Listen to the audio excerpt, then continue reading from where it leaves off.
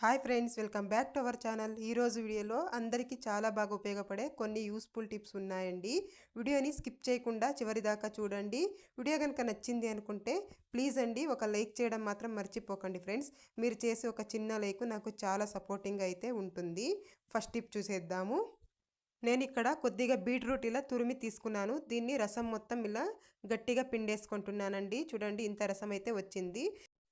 ఇందులోకి కొద్దిగా నెయ్యి వేసుకుందామండి. ఒక హాఫ్ స్పూన్ ఇలా నెయ్యి వేసేసి చక్కగా బాగా మిక్స్ చేసేసుకోవాలి. బాగా ఇలా మిక్స్ చేస్తూ ఉంటే ఒక క్రీమ్ లాగా వస్తుందండి. బాగా ఇలా ఒక 2 మినిట్స్ ఇలా బాగా మిక్స్ చేసేయాలి. ఇలా చేస్తే ఒక క్రీమ్ లాగా అయితే వస్తుంది. దీన్ని మనము చాలామందికి పెదవులు పగిలి డ్రైగా అయిపోతూ ఉంటాయి కదండీ. డ్రైగా అయిపోయి రక్తం కూడా వచ్చేస్తూ ఉంటుంది పెదవుల్లో. అలాంటప్పుడు దీన్ని కనుక పెదవులకి ఇలా అప్లై చేసామే అనుకోండి, చాలా స్మూత్గా ఉంటాయి. అలాగే మంచి కలర్ కూడా వస్తాయండి. డైలీ ఇలా అప్లై చేయడం వల్ల పెదవులు మంచి రంగులో అయితే ఉంటాయి. ట్రై చేసి చూడండి. లిఫ్ట్కి అవసరం లేదంటే అంత నీట్గా కనిపిస్తుంది. అంతే కదండి, దీన్ని మనము చేతులు కాళ్ళు కూడా పగులు ఉంటాయి కదా, అక్కడ కూడా ఇలా అప్లై చేసేసుకోవచ్చు. చాలా స్మూత్ స్కిన్ అయితే ఉంటుంది. దీన్ని మనము చేతులకు కాళ్ళకు అంతా కూడా ఇలా అప్లై చేసుకోవచ్చండి. ట్రై చేసి చూడండి. దీన్ని మనం ఇలా రెడీ చేసేసుకొని ఫ్రిడ్జ్లో పెట్టుకున్నాము అంటే ఒక వారం దాకా యూస్ చేసుకోవచ్చండి. చూడండి, స్కిన్ అయితే చాలా స్మూత్గా అయితే ఉంటుంది. ట్రై చేసి చూడండి. ఇలా రెడీ చేసి మనము ఫ్రిడ్జ్లో పెట్టేసుకుంటే ఒక వారం రోజులు అయితే దీన్ని యూస్ చేసుకోవచ్చు. నెక్స్ట్ టిప్ చూద్దాము. మనము బంగాళదుంప ఫ్రై కానీ లేదంటే కూర కానీ వండుతూ ఉంటాం కదండి. వండేటప్పుడు ఇవి అసలు క్రిస్పీగా రావు, మెత్తబడిపోతూ ఉంటాయి. అలా కాకుండా ఉండాలి అంటే ఇలా కట్ చేసేసి మనం వాటర్లో వేసుకోవాలండి.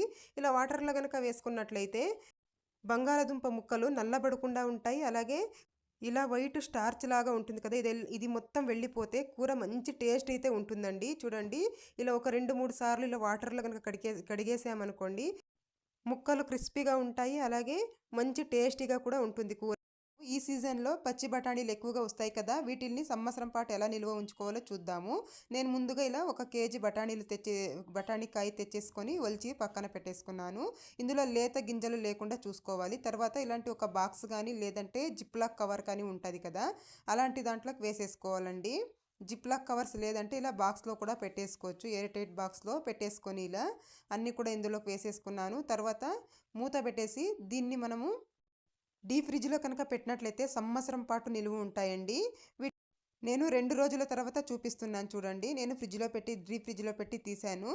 ఇలా కాస్త ఇలా ఐస్ లాగా ఫామ్ అవుతాయండి. వీటిల్ని మనకి ఎంత కావాలో అంత తీసేసుకొని అలాగే వెంటనే మూత పెట్టేసి మనము డీప్ ఫ్రిడ్జ్లోనే పెట్టేసుకుంటే మనకు సంవత్సరం పాటు ఫ్రెష్గా ఉంటాయి. ఇలా ఎన్ని కావాలో అన్ని మాత్రం యూస్ చేసుకొని మిగతావి అలాగే ఫ్రిడ్జ్లో పెట్టేయాలి. నెక్స్ట్ టిప్ చూద్దాము. మనం ఇలా ఆయిల్ క్యాన్స్ ఇలాంటివి ఒక ట్రేలో పెట్టేస్తూ ఉంటాం కదా, ఈ ట్రే మొత్తం ఆయిల్ జిడ్డులాగా అయిపోతుంది. అలా కాకుండా సింపుల్గా ఇలా ఒక టిప్ అయితే ఫాలో చేసేయండి.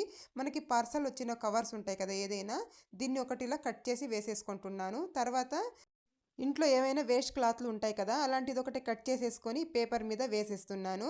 ఇలా కనుక వేసేసుకున్నట్లయితే మనకు ఆయిల్ కారినా కూడాను జిడ్డు అవ్వకుండా ఉంటుందండి. ఎప్పుడు వాష్ చేసే పని ఉండదు. ఇప్పుడు మనం బాటిల్స్ మొత్తం ఇందులో పెట్టేసుకోవచ్చు. ఆయిల్ బాటిల్స్ అలాగే నెయ్యి గిన్నె అన్నీ ఇలా పెట్టేసుకోవచ్చు. ట్రై చేసి చూడండి. చూడడానికి కూడా నీట్గా ఉంటుంది.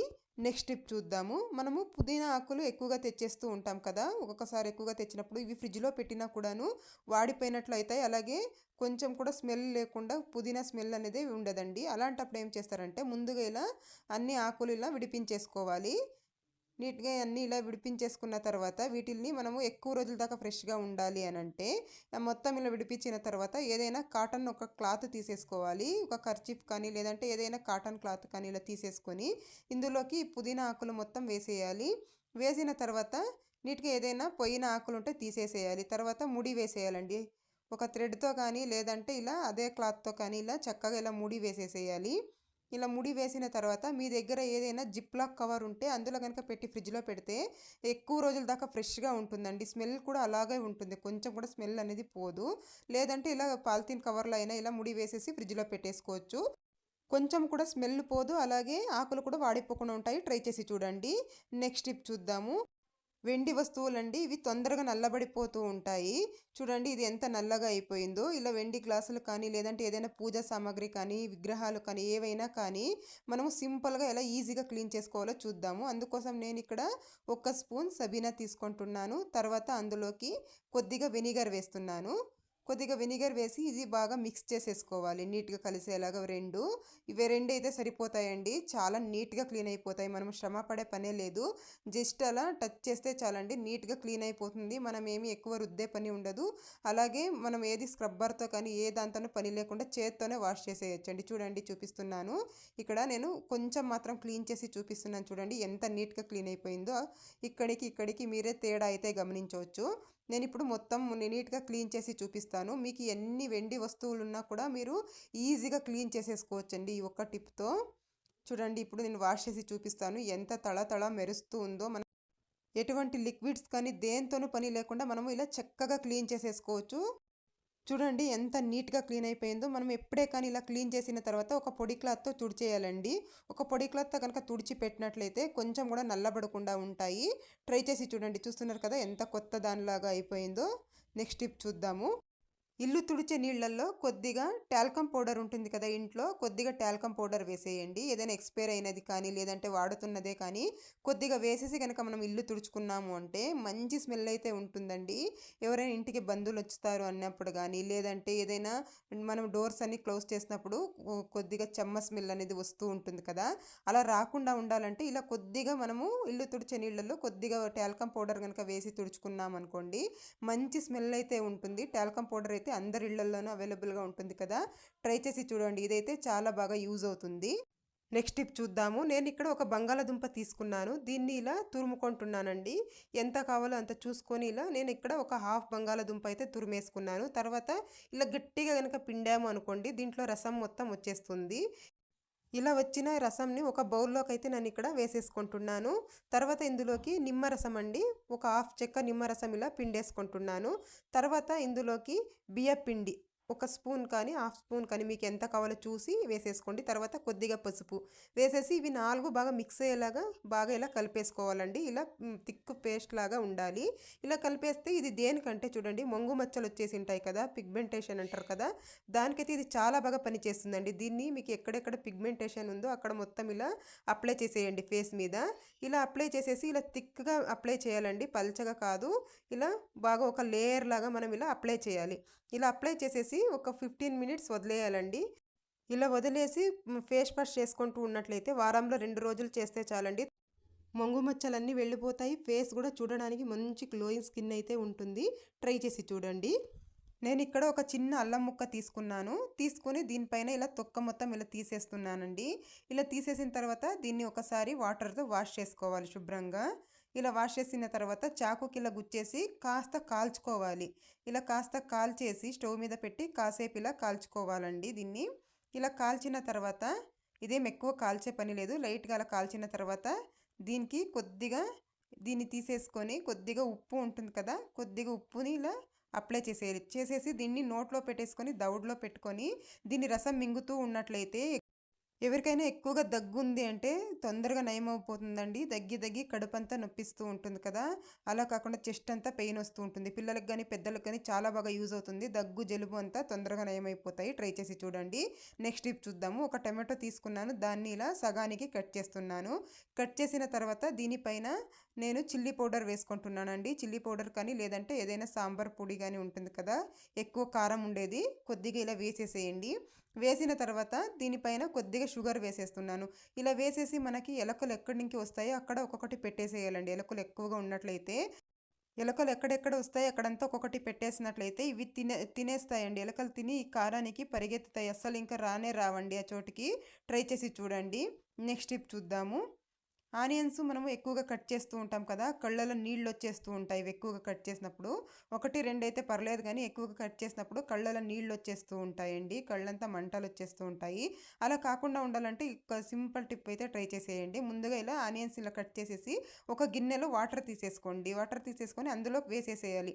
మనం అన్ని ఆనియన్స్ కావాలో అన్నీ కూడా ఇలా కట్ చేసి ఒక గిన్నెలో నీళ్ళలోకి వేసేసామంటే మనము ఎన్ని ఆనియన్స్ కట్ చేసినా కూడా కళ్ళలో నీళ్లు రాకుండా ఉంటాయి. చూడండి, పొట్టు కూడా మనకి తీయడానికి ఈజీగా వచ్చేస్తుంది. మనం ఎన్ని కేజీల ఆనియన్స్ అయినా కూడా మనం పొట్టు కూడా ఈజీగా తీసేయచ్చు. కళ్ళలోనికి చుక్క నీళ్ళు కూడా రావండి. ట్రై చేసి చూడండి ఈసారి ఆనియన్స్ కట్ చేసినప్పుడు. ఇది ఖచ్చితంగా వర్కౌట్ అవుతుంది. నేనైతే ఎప్పుడు ఇలాగే కట్ చేస్తాను, మీకు కూడా యూజ్ అవుతుందని అనుకుంటున్నాను.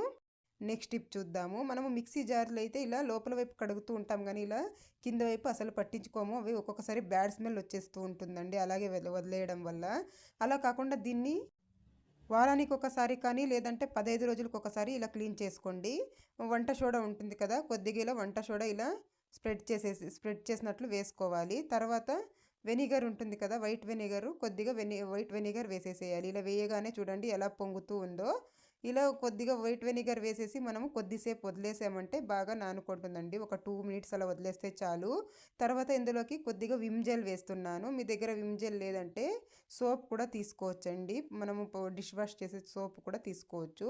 తర్వాత ఒక వేస్ట్ బ్రష్ తీసేసుకొని ఇలా కనుక మనము నీట్గా ఇలా రుద్దేసాము అని అంటే ఎక్కువ కష్టపడే పని లేదండి. కొద్దిసేపు ఇలా రుద్దామంటే చాలు, చాలా నీట్గా క్లీన్ అయిపోతుంది. ఇక్కడంతా బ్లాక్గా అయిపోయి ఉంటుంది కదా, ఇదంతా ఇలా క్లీన్గా ఇలా రుద్దేసుకొని చూడండి ఎంత మురికి వచ్చేసిందో. చూస్తున్నారు కదా ఎంత నల్లగా ఉందో. ఇప్పుడు నేను దీన్ని వాటర్లో వాష్ చేసి చూపిస్తాను. ఇలా కనుక మనము వాటర్లో వాష్ చేసేసుకున్నామంటే క్లీన్ అయిపోద్ది. చూస్తున్నారు కదా ఎంత నీట్గా అయిపోయిందో. ప్రతి ఇంట్లో సింక్ అయితే ఉంటుంది కదండి. ఇవి మనం ఎంత వాష్ చేసినా కూడా ఒక్కొక్కసారి నీట్గా క్లీన్ అవ్వదు. అలాంటప్పుడు వారానికి ఒకసారి ఇలా క్లీన్ చేసి చూడండి. కొద్దిగా గోధుమ పిండి తీసేసుకొని ఇలా స్ప్రెడ్ చేసేసేయండి. తర్వాత ఇలా విమ్ లిక్విడ్ కొద్దిగా వేసేస్తున్నాను. విమ్ లిక్విడ్ లేదు అంటే కొద్దిగా షాంపూ కూడా వేసేసుకోవచ్చు. ఇలా వేసేసిన తర్వాత ఇలా గ్రీన్ స్క్రబ్బర్ ఉంటుంది కదా, వేస్ట్ది ఒకటి తీసేసుకొని బాగా ఇలా క్లీన్ చేసేసేయండి. ఇలా కనుక రుద్దేసినట్లయితే ఏదైనా జిడ్డు మరకలు కానీ లేదంటే గరకగా అయిపోయి ఉంటుంది కదా సింకు, అలాంటిది కానీ నీట్గా వెళ్ళిపోతుందండి. టైల్స్తో చేసిన సింక్ అయినా కూడా లేదంటే ఇలా స్టీల్ సింక్ అయినా కూడాను ఇలా క్లీన్ చేసి చూడండి నీట్గా క్లీన్ అయిపోతుంది. ఇలా మొత్తం ఇలా రుద్దేసి మనము వాటర్తో కనుక వాష్ చేసామంటే చూడండి ఎంత నీట్గా అయిపోయిందో. ఈసారి సింక్ క్లీన్ చేసేటప్పుడు ఇలా ట్రై చేసి చూడండి. ఎప్పుడైనా నాన్ వెజ్ అయినప్పుడు కూడా స్మెల్ వస్తూ ఉంటుంది కదా, అలా రాకుండా ఉండాలి అంటే ఇలా క్లీన్ చేసి చూడండి. ఎప్పుడైనా మనము నెయిల్ పాలిష్ పెట్టుకున్నప్పుడు ఇలా కింద ఫ్లోర్ మీద కానీ లేదంటే డైనింగ్ టేబుల్ మీద కానీ పడిపోతూ ఉంటుంది. అలాంటప్పుడు ఇది క్లీన్ చేయడానికి కష్టంగా ఉంటుంది. అలాంటప్పుడు ఏం చేస్తారంటే కొద్దిగా ఇలా బాడీ స్ప్రే ఉంటుంది కదా, కొద్దిగా స్ప్రే చేసేయండి దానిపైన. ఇలా స్ప్రే చేసేసి మనము ఒక కాటన్తో కనుక తుడిచేసినట్లయితే క్లీన్గా వెళ్ళిపోతుందండి. కొంచెం కూడా నెయిల్ పాలిష్ అనేది ఉండదు, అంత నీట్గా వెళ్ళిపోతుంది. ట్రై చేసి నెక్స్ట్ టిప్ చూద్దాము. ఇలాంటి ఒక గాజు బౌల్ తీసుకున్నాను, అందులోకి ఉప్పు వేసుకుంటున్నాను. రాళ్ళ ఉప్పు కూడా తీసుకోవచ్చు. నేను ఇక్కడ ఉప్పు వేసేసుకున్న తర్వాత ఇందులోకి షాంపూ ఉంటుంది కదా ఇంట్లో, మీరు ఏ షాంపూ యూస్ చేస్తే ఆ షాంపూని తీసేసుకోండి. ఒక షాంపూ అయితే వేసేసుకుంటున్నాను. ఇలా కొద్దిగా ఒక షాంపూ మొత్తం వేసేసిన తర్వాత ఒక హాఫ్ చెక్క నిమ్మరసం అయితే వేసేసుకుంటున్నానండి.